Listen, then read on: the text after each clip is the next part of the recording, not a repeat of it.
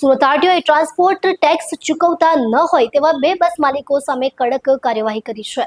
ગોરધન રોય પાસે 1,30,00,000 અને રમેશ વઘાસિયા પાસે 45,39,000 રૂપિયાનો ટેક્સ બાકી હતો, જેમને નોટિસ આપી છતાં ચૂકવવામાં આવ્યો ન હતો. આથી આરટીઓએ ભાવનગર અને ગારિયાધારમાં તેમની મિલકતો પર બોજો પાડી કાનૂની પગલું લીધું છે. ગુજરાતમાં પ્રથમ વખત આરટીઓની સૌથી મોટી કાર્યવાહી કરાઈ છે. સુરત આરટીઓનો ટેક્સ નહીં ભરનાર બસ માલિકો સામે મોટી કાર્યવાહી કરવામાં આવી છે. બસનો ટેક્સ ભરવામાં અખાડા કરનારા 2 સંચાલકની મિલકત પર બોજો પાડ્યો છે, જે બસ માલિકોની મિલકતો પર આરટીઓ દ્વારા બોજો પાડ્યો છે. આરટીઓએ ભાવનગર અને ગારિયાધાર તળાજાની જમીન પર બોજો પાડી દીધો છે. બસ માલિક ગોરધન રોયને 1,30,00,000 અને રમેશ વઘાસિયા 45,39,000 રૂપિયા ટેક્સ બાકી હતો. અનેકવાર નોટિસ આપવા છતાં આરટીઓનો ટેક્સ ભરતા હતા નહીં.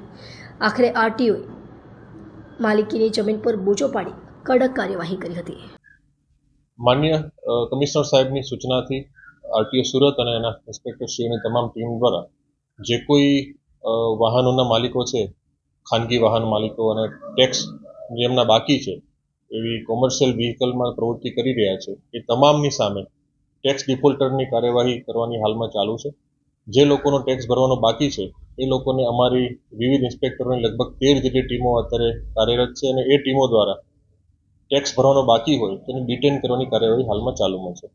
આ દરમિયાન ઘણા બધા ટેક્સ ડિફોલ્ટર દ્વારા ટેક્સની રકમ ભરવામાં પણ આવી છે અને જે લોકો ટેક્સની રકમ નથી ભરી રહ્યા અથવા સરકારશ્રીના નાણાં જેના ભરવાના બાકી છે એ તમામની સામે નિયમ અનુસારની કાર્યવાહી કરી રેવન્યુ રાય વસૂલાત કરવા માટે અત્રેથી રેવન્યુ ઓફિસર દ્વારા એના જે તે મિલકત છે આખા ગુજરાતમાં એની શોધી અને એની પર બોજો પાડવાની કાર્યવાહી હાલમાં ચાલુમાં છે.